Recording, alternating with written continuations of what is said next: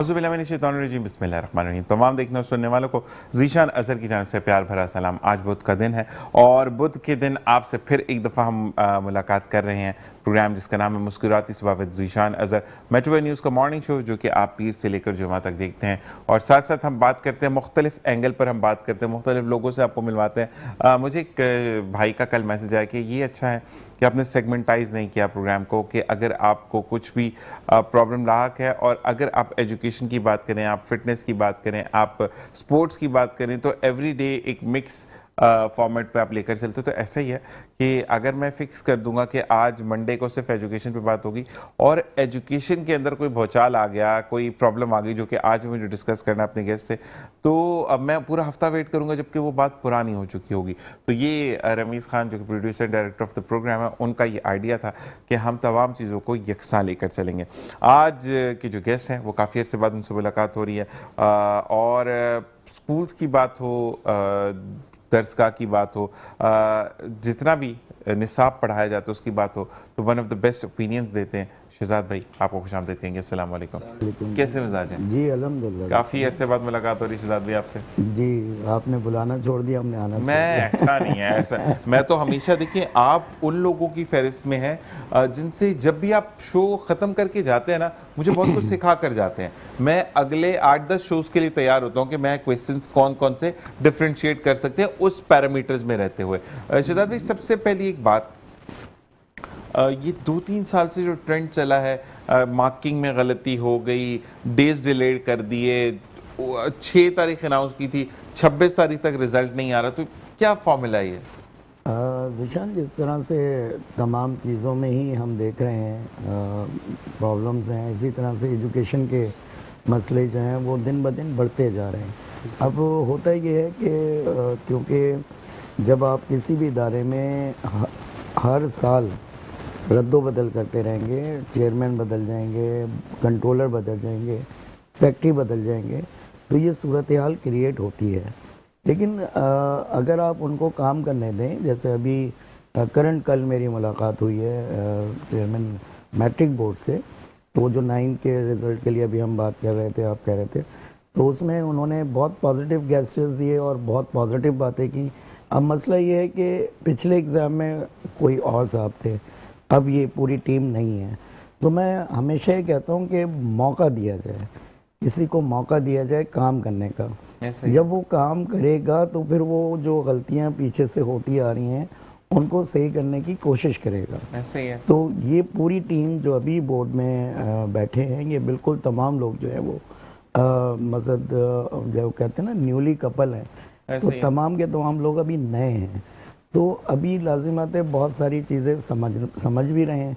अब इन तीनों लोगों में से, कंट्रोलर, चेयरमैन और सेक्रेटरी में से सिर्फ सेक्रेटरी साहब हैं जो बहुत अरसे से बोर्ड में मुलाजमत कर रहे हैं। बकिया 2 लोग जो हैं वो अभी नए हैं, लेकिन बड़े विजनरी आदमी हैं चेयरमैन साहब जो हैं, गुलाम हुसैन सऊद साहब। तो उन्होंने जो उम्मीदें हमें दिलाई हैं, जो वादे हमसे किए हैं, अल्लाह ताला उनको वफा करे और वो वादे पूरे हों।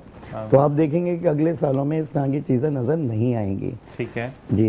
अच्छा शहजाद भाई, एक बात मुझे बताइएगा कि जैसे कि अगर किसी भी वाकई में, जैसे आपने बात सही की कि किसी भी इदारे में, यानी घर में भी आप अगर रोज़ सरबराह को चेंज करें तो आपके घर का निज़ाम सही नहीं रहता। तो इसी तरीके से एक कितनी मुद्दत हो सकती है एक चेयरमैन की, एक सेक्रेटरी की, एक लीडर की, जो कि बोर्ड को, चाहे वो मैट्रिक बोर्ड है वो इंटर बोर्ड है, उसको लीड करे? देखें, वैसे तो 2 साल के बाद या 3 साल के बाद तब्दीली होती है, रिटायरमेंट की मुद्दत होती है 60 इयर्स। लेकिन हमारे यहाँ जो ये डेपुटेशन में रखने का निज़ाम राइज हो गया है हर इदारे में, ये ज़रा एक प्रॉब्लमेटिक हल मसला है ये। सही है। क्योंकि इसमें जब डेपुटेशन पे कोई आता है तो उसका कोई बहुत ज़्यादा दूर तक का विज़न नहीं होता। ठीक है। वो 3 या 4 महीने या ज़्यादा से ज़्यादा 6 महीने, साल के लिए उस सीट पर मौजूद होता है।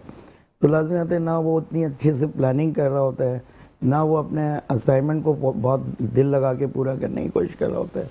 तो ये मैं कई प्रोग्रामों में कह चुका हूँ कि गवर्नमेंट ऑफ सिंध को, जो कि बहुत काविशें कर रही है, मैं हर प्रोग्राम में कहता हूँ कि अगर आप सरदार शाह साहब को काम करते हुए देखें तो बहुत दिल लगा के, लगन के साथ काम कर रहे हैं। लेकिन उन चीज़ों पर भी अटेंशन दीजिए जो चीज़ें उनकी निगाह से निकल रही हैं। बोर्ड के बिल्कुल अलग हैं तमाम सेक्रेटरी और जो मिनिस्ट्री है वो अलग है, लेकिन एजुकेशन से वाबस्ता है। ऐसे तो जब एजुकेशन में कहीं कोई प्रॉब्लम होगी तो लाजिम बात है वो सबको होगी, वो मुझे भी होगी, आपको भी होगी।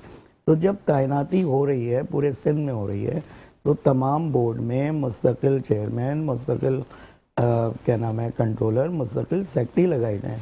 पूरे सिंध भर में यही हो रहा है कि कहीं सेक्रेटरी नहीं है, कहीं मतलब चार्ज दे दिया, एडिशनल चार्ज दे दिया है, कहीं डेपुटेशन पे दिया हुआ है।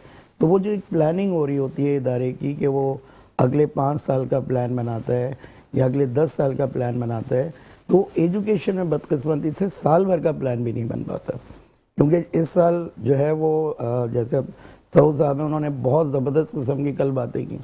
अगर वो तमाम बातें वो इम्प्लीमेंट कर देते हैं, मतलब अपने इदारे में लागू कर देते हैं, तो मेरे ख्याल से अगली दफ़ा ज़िशान हम और आप उनकी तारीफ़ कर रहे होंगे। ऐसे ही है, बिल्कुल, जो अच्छा काम करेगा तो उसकी तारीफ़ भी करनी होगी। बिल्कुल ऐसे ही। और शहजाद भाई, मैं बिल्कुल ये भी कोशिश करूंगा कि हम चेयरमैन साहब को, मैट्रिक बोर्ड के जो तैनात हुए उनको भी हम ऑन बोर्ड प्रोग्राम पर लेकर आए जी। कि उनकी क्या प्रॉब्लम्स है। हम बड़े बैठकर बात कर देते हैं। मैं अगर अपनी बात करूं, मैं किसी की बात नहीं करता। मैट्रिक बोर्ड के चेयरमैन, क्योंकि अभी 9th के रिजल्ट पे भी मैं आ रहा हूं कि ये नहीं होता, वो नहीं होता, इटसेल्फ उनसे तो पूछो उनको कितनी प्रॉब्लम्स है।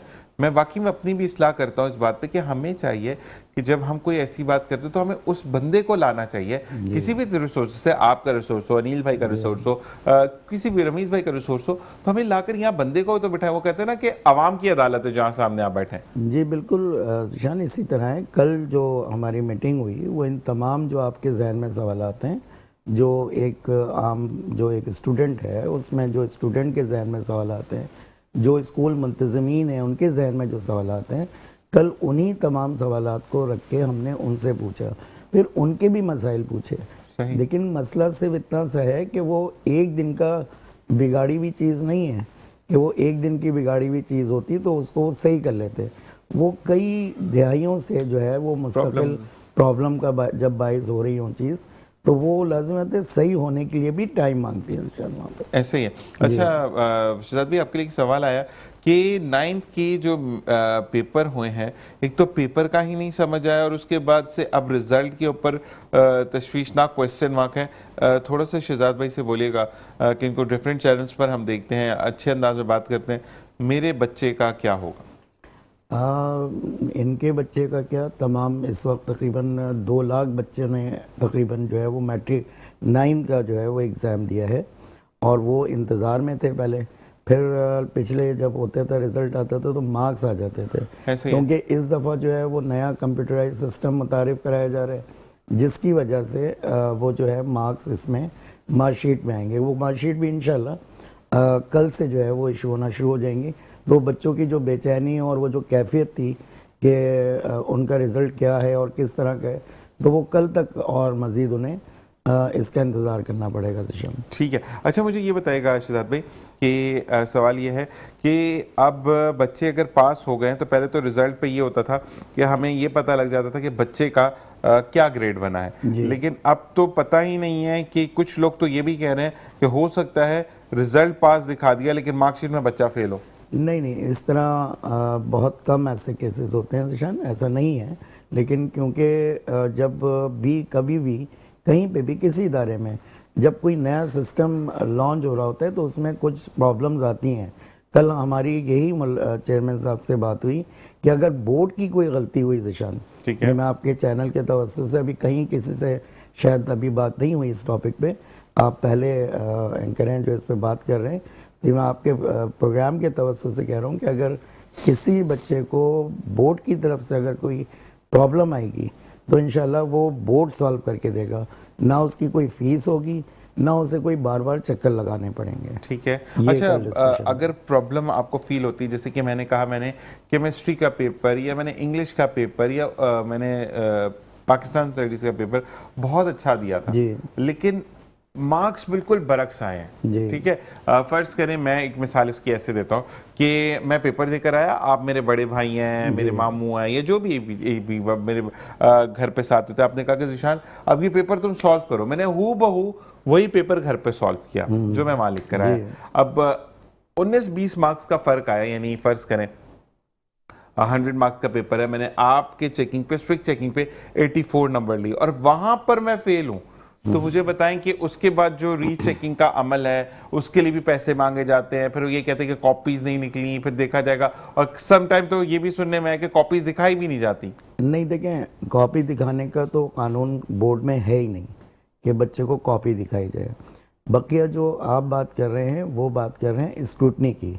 तो ये एक आपकी चॉइस होती है कि मुझे अगर महसूस हो रहा है कि मैंने पेपर अच्छा किया था और मुझे उसमें मार्क्स नहीं दिए गए, तो इसको जस्टिफाई करने के लिए एक तरीक़ाकार है जो स्क्रूटनी कहलाता है।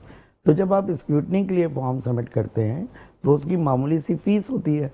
उस फीस को पे करने के बाद फिर वो कॉपी रीअसेस्ड होती है, उसको हेड रीअसेस करता है। उसके बाद जो भी रिजल्ट उसमें कैलकुलेशन की जाती है, अगर कैलकुलेशन की कोई मिस्टेक हो तो उसे नंबर दे दिए जाते हैं। अब हम ये इस पे भी बहुत ज़्यादा काम कर रहे हैं ज़ीशान, कि जो अगर रह गया है हिस्सा या गलती से गलत चेक हो गया है तो उसके लिए भी कोई टीम बनाई जाए बोर्ड में, ताकि उस बच्चे को नाइंसाफ़ी ना हो, उसे शफाफ अपने नंबर जो हैं वो मिलें। तो लाजिम बात है, एक दिन में खैर काम कोई भी नहीं होता, सालों लगते हैं कामों के लिए।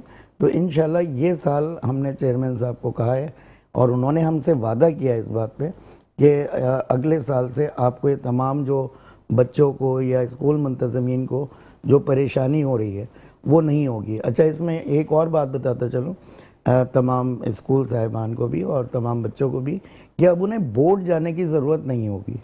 बोर्ड नहीं जाएंगे, मतलब उन्हें जो है तमाम का तमाम उनके स्कूल से असिस्ट किया जाएगा और वहीं कंप्यूटराइज पूरा सिस्टम होगा जो वहाँ से स्कूल ही ऑपरेट करेगा। ठीक है जी, तो इससे बहुत बेहतरी आ जाएगी। अच्छा, ये पूछा जा रहा है कि अब दरसे निज़ाम के अंदर भी तब्दीली आएगी। सुनने में आया है कि जो अब 9th और मैट्रिक के पेपर्स होंगे उसमें पैटर्न बिल्कुल चेंज होगा। Is this true? देखें, आज इस सिलसिले में मीटिंग है, अभी आपके प्रोग्राम के बाद मैं उस मीटिंग में ही शिरकत करूंगा। तो ये तो खैर पूरे पाकिस्तान में चेंज किया जा रहा है। पिछले दौर में एक तरीक़ाकार पे पूरे पाकिस्तान को लाने की कोशिश की गई थी, लेकिन सूबा सिंध उसमें शामिल नहीं हुआ था क्योंकि सूबों 18वीं तरमीम के बाद सूबों के पास थी।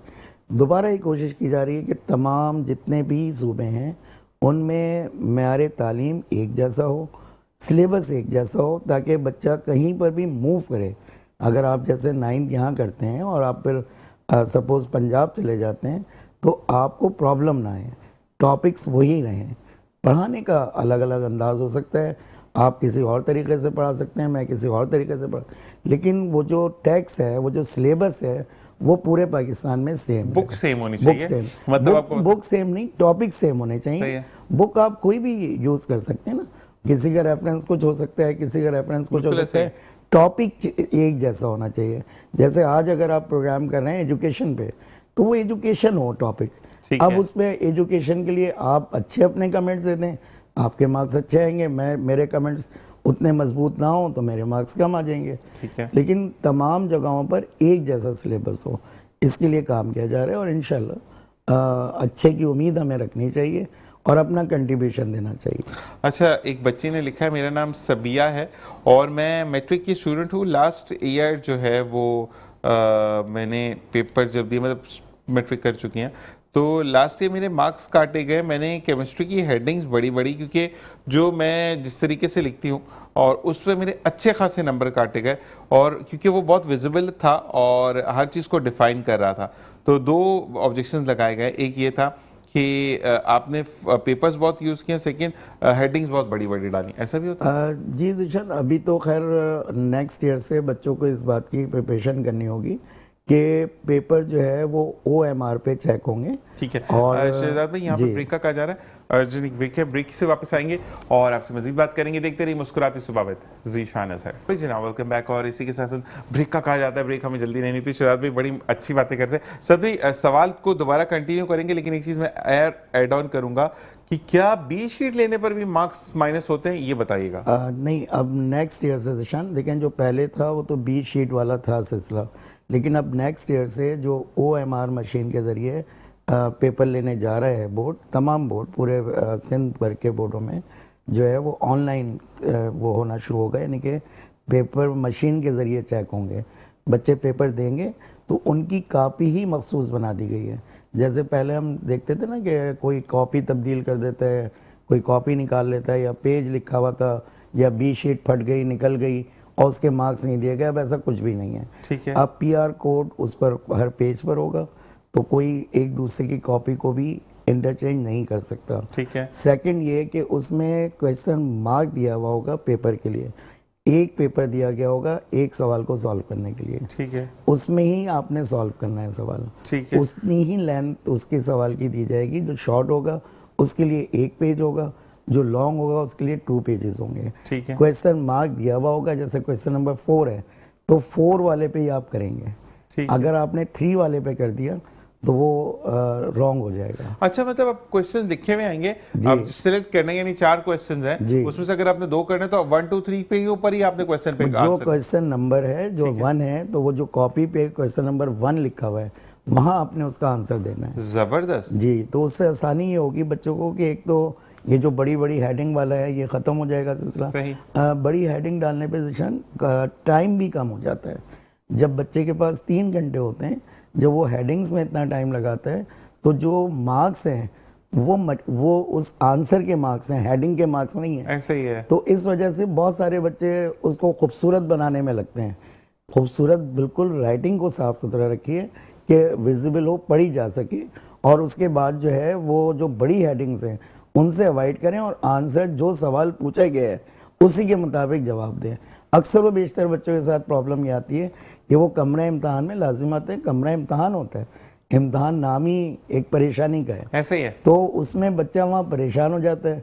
जब आप अभी जो एग्जाम्पल दे रहे थे घर पे बिठा के बच्चे सॉल्व करवाते हैं तो वो फिर रिलैक्स माहौल में बैठा होता है। सही है, वो चाय भी पी रहा होता है, वो बिस्किट भी खा रहा होता है, आप भी कहते हैं अच्छा चलो 10 मिनट के बाद कर लेना, तो वो पूरा आपको रिजल्ट दे देता है। वहाँ एक शॉर्ट टाइम में जब बच्चे को आंसर लिखना होता है तो घबराहट भी होती है, उसे परेशानी भी होती है, ना याद करने का मलाल भी होता है। तो जिसकी तमाम चीज़ें मिल के उस बच्चे की कॉपी को थोड़ा सा असरअंदाज होता है। अच्छा, 2 सवाल आए हैं। एक तो शहजाद भाई आपके लिए कहा गया कि शहजाद भाई is the one who just lead the rules and give the right answer of every question। जबरदस्त जी, आपके लिए ये आया है मैसेज दुबई से, और खातून मूव हुई हैं पाकिस्तान से, आपके लिए मैसेज कर रही हैं। अच्छा, उन्होंने साथ ये कहा कि प्रॉब्लम ये था, मेरा बच्चा तो खैर चला गया यहाँ से, लेकिन और मज़ीद बच्चे, मैं सब बच्चों की माँ हूँ, और हाथ के अंदर जो स्वेटिंग होती है, अक्सर बोर्ड वाले आपको हैंकरचिफ लेके जाने नहीं देते क्योंकि इस पे चीटिंग का आंसर है। और मुझे ये बताएं कि जब बच्चे की कॉपी ख़राब होगी तो उसको मार्क्स कैसे मिलेंगे? नहीं, देखें मतलब कभी कभी ऐसा हो जाता है। देखें हमारे यहाँ चीज़ों को जो पॉजिटिव चीज़ें हैं उसको भी नेगेटिव करके किया जाता है। हमारा वो वाहिद मुल्क है जिशान जहाँ लिखा होता है असली मक्खन, जेन्युइन पार्ट, ऐसे ही है, मतलब असली दूध। हाँ जी, हाँ तो जी। जहाँ ये चीज़ें लिखी जाने लगें तो वहाँ वो रुमाल भी सवालिया निशान बनेगा, वहाँ उसके कैप अगर उसने ओढ़ा है, पहना है उसके धूप से बचने के लिए, तो वो भी सवालिया निशान बनेगा। ऐसे ही है। क्योंकि चीटिंग को रोकने के लिए स्टेप लिए जा रहे होते हैं। अच्छा, वो लाजिमात है, जैसे जो सवाल है तो कोई भी ऐसा टीचर नहीं होगा जो कोई ऐसा फैसला करे जो बच्चे के हक में ना हो। सही। तो अगर वो रुमाल साफ सुथरा है, नीट क्लीन है और वो टीचर को दिखाएगा तो मेरा नहीं ख्याल कि ऐसा है कि कोई उसे मना करे। हाँ, उसमें कोई मटेरियल रखा हुआ है, उसने कुछ लिखा हुआ है तो लाजमी है तो इससे ले लिया जाएगा, सिक्योरिटी लेके जाएगा। अच्छा जी, शहजाद भाई से पूछिए वैसे इस चीज़ पे। अच्छा जी, सवाल हम ब्रेक के बाद करेंगे, ब्रेक से वापस आते हैं और फिर कंटिन्यू करते हैं। आप भी सवाल भेज सकते हैं, स्क्रीन पर नंबर डिस्प्ले है, देखते रहिए मुस्कुराती सुबह विद ज़ीशान अज़हर। जी ना, वेलकम बैक। और इसी के साथ साथ एक बार फिर शहजाद भाई की तरफ आते हैं। शहजाद भाई, सबसे पहले तो ये बताइएगा कि फीसेस क्या है, एनरोलमेंट फीस क्या है, एग्जामिनेशन फीस क्या ऑफ 9th और मैट्रिक? जी, नाइन्थ इस वक्त जो एग्ज़ाम इनरोलमेंट है वो 9th क्लास में इनरोलमेंट और एग्ज़ामिनेशन 2 फीस जाती हैं, तो वो दोनों मिला के तकरीबन जो है वो 5400 है। और अगर अलग अलग देखेंगे तो 2200 जो है वो इनरोलमेंट है, 3200 जो है वो एग्जामिनेशन है। 100 रुपीज़ चार्जेस उसके फॉर्म वगैरह के होते हैं उसमें। ठीक है, तो ये सबसे कम फीस है कराची में किसी भी बोर्ड की। जबरदस्त। अच्छा, एक बात और बताइएगा कि अगर फर्ज करें मेरे पास पैसे नहीं थे, एक्सीडेंट हो गया, कोई ऐसा हादसा हुआ, मुझे कराची से जाना पड़ा पंजाब के लिए या किसी इंटीरियर के लिए, तो मुझे बताएं कि 2 दिन रहते हैं एग्जाम्स में, इनरोलमेंट मैंने भेज दिया था, एग्जामिनेशन मैंने नहीं भेजा था, तो क्या 2 दिन पहले भी अगर मैं स्कूल से सर्टिफिकेट करवा कर बोर्ड में खुद जमा करवाता हूँ कि स्कूल वाले कहते हैं कि टाइम चला गया खुद देखो तो क्या उस पर मुझे एडमिट कार्ड मिलेगा? जी बिल्कुल मिलेगा जिशन, क्योंकि अगर किसी बच्चे के साथ प्रॉब्लम है तो हम तो इस बात पे ही लड़ रहे हैं कि वो साल ज़ाया ना हो। सही। हम यहाँ दरअसल दूसरी चीज़ों को तो मद्देनज़र रखते हैं, उस बच्चे की साइको को मद्देनज़र नहीं रखते कि अगर उसका 1 साल ज़ाया हो गया लाइफ का तो वो किस कदर का जो है वो उसके लिए डिस्टर्बेंस का बाइस बनेगा। तो इस वजह से आखिरी दिन भी अगर कोई बच्चा वो चाहता है तो ये फैसिलिटी बोर्ड प्रोवाइड करता है, और हम कहते हैं इसके लिए कि बच्चों को देना चाहिए। लेकिन जो अटेंडेंस के मामलात हैं जैसे स्कूल के हैं तो वो स्कूल उसको वो करेगा, क्लैरिफिकेशन देगा। कुछ परसेंटेज है जो चेयरमैन साहब के पास है, जो कुछ परसेंटेज है जो प्रिंसिपल के पास है। ठीक है, अगर वो रिमार्क कर देते हैं तो बच्चा एग्जाम दे सकता है। बिल्कुल ठीक है। अच्छा, एक सुंदस नामी बच्ची है जिसने कहा कि लास्ट ईयर मेरा 9th के एग्ज़ाम्स मैं नहीं दे पाई क्योंकि एंड टाइम पे फीस के लिए पैसे नहीं थे। हमने रिक्वेस्ट की अपने स्कूल के प्रिंसिपल से कि आप हमसे थोड़े थोड़े करके ले लें, लेकिन इस वक्त हमारा फॉर्म जाने दें, तो उन्होंने कहा कि अगर फीस नहीं है तो अगले साल पेपर दे देना। देखें जिशान, ये जो जालमाना निज़ाम है वो तो पूरी दुनिया में है। मतलब बहुत सारी जगहों पर चीज़ें जो हैं वो, बहुत से ऐसे स्कूल हैं जो बच्चों की फ़ीसें खुद भी पे कर देते हैं। लेकिन अब कोई इंडिविजुअल एक केस में 4.5 लाख बच्चा है, आपके पास एक खाली ये वाली सिचुएशन सामने आई है, तो ये तो खैर नज़रअंदाज करने वाली बात होती है। लेकिन इस बच्ची को अगर ये बोर्ड ऑफिस जाती उस वक्त तो इसका फॉर्म यकीनन सबमिट होता वहाँ पे विदाउट फीस। विदाउट फीस तो नहीं, लेकिन वो जो उस वक्त फीस होती उसमें चेयरमैन साहब इसे कंसेशन देके वो फॉर्म सबमिट कर सकते थे। जबरदस्त जी। अच्छा, ये पूछा जा रहा है कि अब जैसे चेयरमैन की तैनाती हो गई है तो शहजाद भाई से ये पूछिए कि क्या कोई भी प्रॉब्लम होती है चेयरमैन साहब के लिए? अगर आप बोलते हैं तो बोर्ड ऑफिस जाए तो वो कहते हैं चेयरमैन साहब तो इस्लामाबाद गए हैं, चेयरमैन साहब तो मीटिंग के लिए मुल्क से बाहर है, हालांकि वो अंदर ही बैठे होते हैं। वो था ना, रात अंदौरी साहब ने कहा था, झूठों ने झूठों से कहा सच बोलो। ये बात और घर के अंदर भरकर झूठों को दर पर लिख दिया कि सच बोलो। हमारा यही काम है जिशान के, क्योंकि हम झूठ बोलते हुए जाते हैं और फिर झूठ ही सुन रहे होते हैं। ऐसा ही है। तो हमारा तो दरअसल हम बीइंग अ मुसलमान, हमारे लिए तो एक शख्स दूसरे का आईना है। सही। तो जब हम माशरती तौर पर सही होंगे तो यकीनन ये झूठ बोलने की ज़रूरत नहीं पड़ेगी। ठीक है। ये झूठ बोलने की ज़रूरत ही उस वक्त पड़ती है कि जब हम कोई दूसरे रास्ते इख्तियार करना चाहते हैं। अब जो भी बच्चे हैं उनको बोर्ड ऑफिस जाने की, मैंने प्रोग्राम के शुरू में कहा कि अब ज़रूरत ही नहीं है। ठीक है। अब वो होता क्या है कि किसी स्कूल में पढ़ रहे थे, वहाँ की साल भर की फीसें जमा नहीं कराई, अब वो डायरेक्ट कांटेक्ट करते हैं किससे? बोर्ड से। तो ये एक नाइंसाफ़ी पर मबनी जब माशरा तरतीब पाता है तो चेयरमैन भी, जो लोग हैं, जो सेक्रेटरी हैं, जो कंट्रोलर हैं, वो भी इसी माशरे से निकल के गए हैं। ऐसा ही है। तो उनका भी फिर वो वाला रवैया ये वाला होता है। वरना मैंने तो नहीं देखा कि कभी हम बैठे हों, हम घंटों के हिसाब से बैठे हैं, और बहुत सारे लोग जो है वहाँ पर चेयरमैन साहब के पास आते हैं, सेक्रेटरी साहब के पास आते हैं, कंट्रोलर साहब के पास आते हैं, और हम अपने सामने देख रहे होते हैं कि उनकी प्रॉब्लम को सॉल्व किया जा रहा होता है। सही जी। अच्छा, एक और, अच्छा गिले ज्यादा आने को अच्छी बात भी कर लो भाई जी। फयाज साहब कहते हैं कि मैं इंटर बोर्ड की बात करूंगा कि खिड़की जहाँ पर चीज़ें जमा होती हैं या पैसे लिए जाते हैं वो खुलती तो 10 साढ़े 10 बजे है या कभी कभी 11 बजे भी, लेकिन 12:45 बजे फिक्स बंद हो जाती है। इसका भी ज़ीशान मैं इनको जवाब दूंगा, शायद इनके इल्म में अभी नहीं है। इंटरमीडिएट बोर्ड ने तो तमाम चीज़ों के लिए अपना पोर्टल बना दिया है। अच्छा, ओके। अब आपको किसी भी चीज़ के लिए बोर्ड ऑफिस जाने की ज़रूरत ही नहीं है, सही है। ऑनलाइन चीज़ें दस्तियाब हैं ठीक है। इंटरमीडिएट बोर्ड में। अच्छा, नहीं अगर फर्ज करें मैंने फीस पे करनी है तो मैं अपना फॉर्म को पीडीएफ करके स्कैन करके वहां अपलोड की मैंने फाइल, जी, तो वो भी एक्सेप्टेबल होगी? एक्सेप्टेबल होगी। वहीं आप ऑनलाइन उसकी फीस भी सबमिट कर देंगे। ठीक है। आपको वन विंडो अब जाना ही नहीं है, वन विंडो ऑपरेशन भी ज़रूरत नहीं है अब आपको जाने की। जबरदस्त। इंटरमीडिएट बोर्ड की बात हो रही है जी। तो ये इम्प्लीमेंटेशन तो मैट्रिक पे भी हो सकती है? इंशाल्लाह। ये अभी मैं आपको बता रहा हूँ कि कल ही मीटिंग्स हुई हैं, उनमें तमाम ये चीज़ें डिस्कस हुई कि हर स्कूल के लिए वो ऑनलाइन सिस्टम बना दिया जाए, ताकि किसी बच्चे को किसी स्कूल मुंतज़मीन जितने भी हैं, जो स्कूल मालिकान हैं, जो प्रिंसिपल्स हैं, उनको बोर्ड का चक्कर ना लगाना पड़े, उन्हें बैंकों का चक्कर ना लगाना पड़े।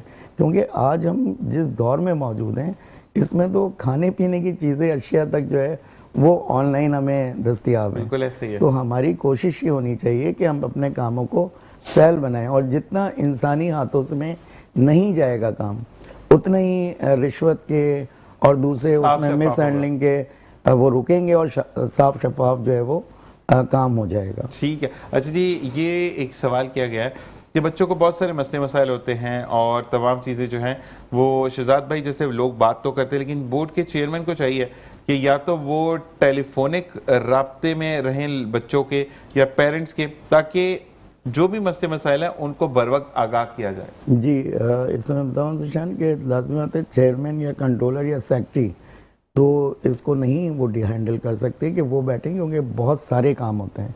लेकिन एक डेस्क बना दिया जाता है हर एग्जामिनेशन से पहले। ठीक है। उस डेस्क में किसी बच्चे को कोई प्रॉब्लम हो, किसी स्कूल को कोई प्रॉब्लम हो, कहीं नकल हो रही है, कहीं कोई थ्रेड आ रहा है, तो वो डेस्क उससे जो है वो जवाब देता है और उस पर फौरी अमल दरामद करवाता है। अच्छा, सवाल था शहजाद भाई, मेरे पर्सन था, मुझे किसी ने पूछा था कि फर्ज करें मेरा इस साल रिजल्ट गंदा आया जी, मैंने जो है वो मुझे कहा गया कि रिपीट कर लें, मैट्रिक रिपीट कर लें, 9th रिपीट कर लें, वट एवर, एक साल ज़ाया होगा। अब जब मैं फर्स्ट ईयर में जाना चाहता हूँ तो वो नेगेटिव मार्किंग पे आती है कि आपने एक साल ज़ाया करके आए हैं। तो इसमें कितना हद तक कसूर है बोर्ड का? और फिर बच्चे के साथ अगर वो एक डिजर्व करता है अच्छा कॉलेज, लेकिन क्योंकि उसने एक साल ज़ाया कर दिया तो उसको उससे बिलो कॉलेज मिल रहा है, तो ये तो नाइंसाफ़ी हो गई। दरअसल ज़ीशान देखिए, सिस्टम बनाए जाते हैं बेहतरी के लिए। अब जैसे आपने कहा कि वो रिज़ल्ट गंदा आया, तो अब मैं अभी हैरान हूँ कि वो गंदा रिज़ल्ट आया कहाँ से बोर्ड से आया, किसी कचरे वचरे से आया। तो वो कम रिज़ल्ट अगर किसी कम मार्क्स आए हैं तो उसके पास फर्स्ट ईयर में अगर कम मार्क्स हैं या 9 में कम मार्क्स हैं, तो उसके पास एक चांस है मैट्रिक का। ठीक है। कि वो मैट्रिक में दे, वहाँ पे कर ले, उसको इम्प्रूवमेंट कर ले। अगर फिर भी 9 के मार्क्स कम रह जाते हैं तो वो इम्प्रूवमेंट भी दे सकता है आगे जाके।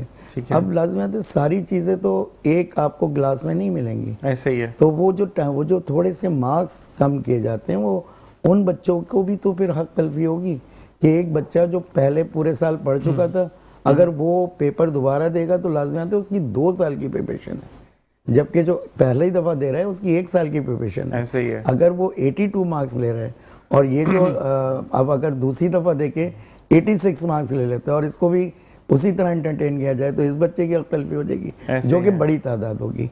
और अभी इंशाल्लाह नेक्स्ट ईयर से ये सिस्टम भी ख़त्म हो रहा है मार्किंग का। सही है। आपके पास ग्रेड सिस्टम होगा ठीक कि है। आपने ए ग्रेड लिया, बी ग्रेड लिया इस पर्चे में, इसमें सी ग्रेड लिया, ठीक है। उसको डिफाइन कर दिया जाएगा। वो जो जंग है ना कि मैंने लिए 4,401, ज़ीशान ने ले लिए 402, ज़ीशान फर्स्ट आ गए, तो ये चीज़ भी ख़त्म हो जाएगी इंशाल्लाह। ये दौड़ जो बच्चों की लगी हुई है, हमने प्रेशर कुकर बनाया हुआ है बच्चों को, तो वो इस वजह से है।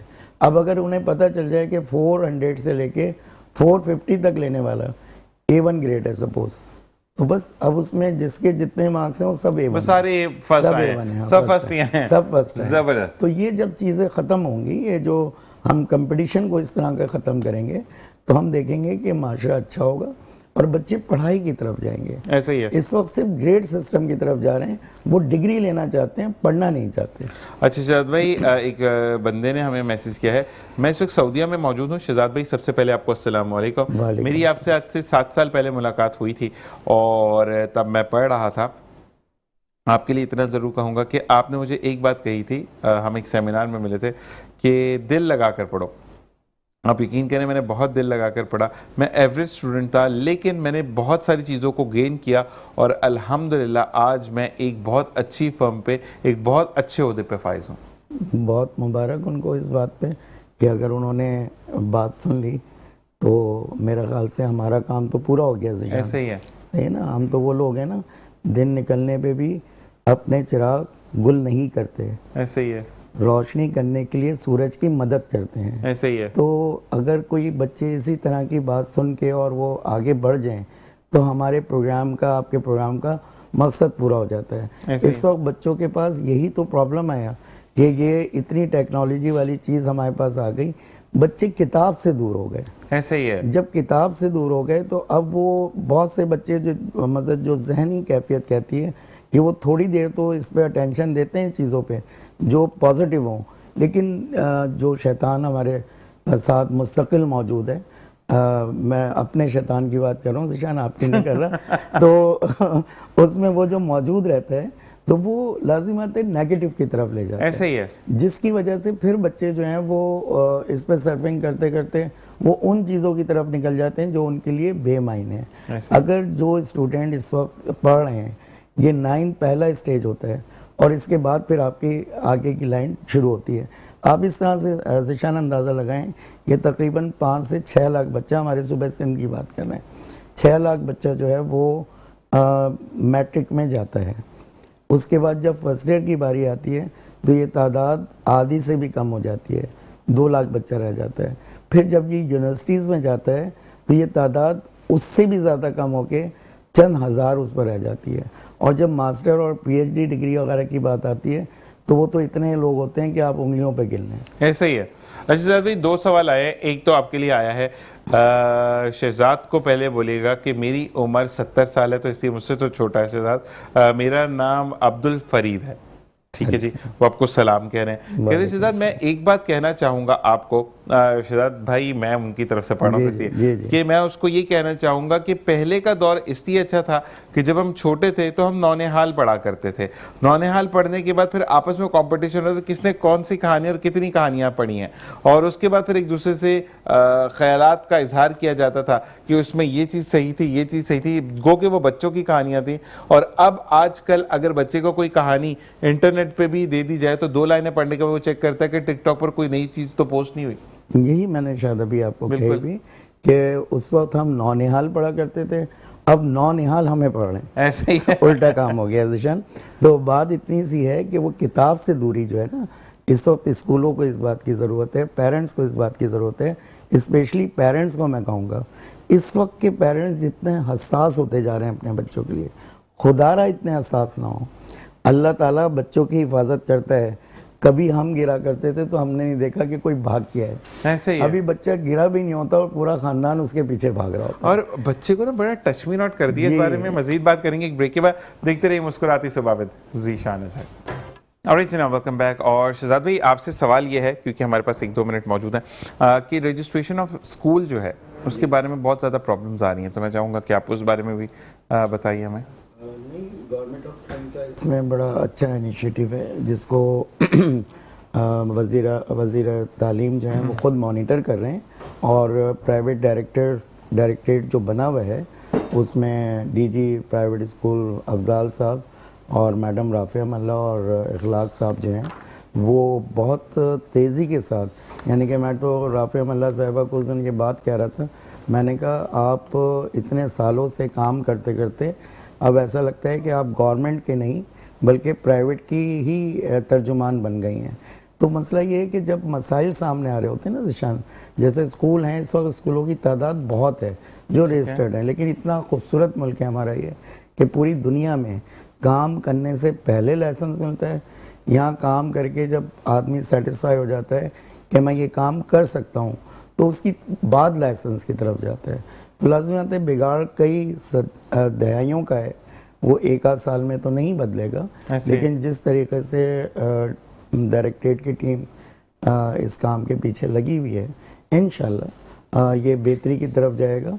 और इस वक्त बहुत ज़्यादा जो स्कूल्स हैं वो 10% फ्री शिप पर जो काम कर रहे हैं, उनको भी मैं मुबारकबाद दूंगा कि वो इस महंगाई के दौर में उन बच्चों के साथ खड़े हुए हैं जो बच्चे तालीम हासिल नहीं कर सकते, क्योंकि ज़ीशान तकरीबन 22 लाख से ज़ायद बच्चा जो है वो सिंध में अभी भी तालीम से बाहर है, स्कूलों से बाहर है। तो हमें उनको स्कूलों में लेकर आना है। उसके लिए वज़ीर तालीम से मेरी गुजारिश होगी कि उन तमाम स्कूलों को रजिस्ट्रेशन दें जो 10 बच्चों को भी लेके पढ़ा रहे हैं, क्योंकि वो यकीनी तौर पर उस मदद कहते हैं रोशनी में मदद कर रहे हैं जो मदद चिराग हमने जलाने हैं। ठीक है जी सर, बहुत बहुत शुक्रिया, आप तशरीफ़ लेकर आए और इसी तरीके से आपसे अब मुलाकातें रहेंगी। और बिल्कुल जी, इंशाल्लाह पैकेज की तरफ चलते हैं और पैकेज के लिए मैं ये कहूँगा कि पैकेज देखते हैं और फिर अगले मेहमान से मिलते हैं। ठीक है जी। और जी, जामिया कराची में स्कॉलरशिप अवार्ड की शानदार तकरीब का इनेकाद किया गया। प्रोफेसर डॉक्टर मोहम्मद खालिद महमूद इराकी ने 55 तलबा में स्कॉलरशिप के चेक तकसीम किए। जामिया कराची के स्टूडेंट फाइनेंस ऑफिस SFAO और university of Karachi alumni Houston association AKAHA Texas America के बाहमी ताउन से स्कॉलरशिप अवार्ड 2025 का शानदार इनेकाद किया गया। तकरीब की सदारत शेख अल हजामा प्रोफेसर डॉक्टर खालिद महमूद इराकी ने की। इस मौके पर मुख्तलिफ शोबाजात के डीन और साबिक चेयरमैन प्रोफेसर डॉक्टर आए और सिम तालीम हल्कों की नुमाया शख्सियात मौजूद थी। दौरान तकरीब जामिया कराची के 55 मुस्तहिक तलबा में स्कॉलरशिप अवार्ड के चेक तस्लीम किए गए। इन स्कॉलरशिप की मजमूई मालियत 25 लाख रुपए जो कि तलबा की एक सेमेस्टर की ट्यूशन फीस पर मुश्तमिल है। तालीम के फ़रोग़ के सिलसिले में अपनी काविशों को जारी रखते हुए UKHA ने मजीद 1 करोड़ की रकम का ऐलान किया, जो कि 10 तलबा की 4 साला BA डिग्री के प्रोग्राम के लिए वक्फ की गई है। इस तवील मुद्दत स्कॉलरशिप की पहली किस्त अभी तक तकरीब के दौरान जारी की गई है। इस मौके पर शेख उल हजामा ने अवार्ड के तालीमी खिदमात को सराहते हुए कहा कि कराची यूनिवर्सिटी के साबिक तलबा की जानिब से मुस्तहिक तालिब इल्म को मुआवजा देना एक खुश आइन बात है।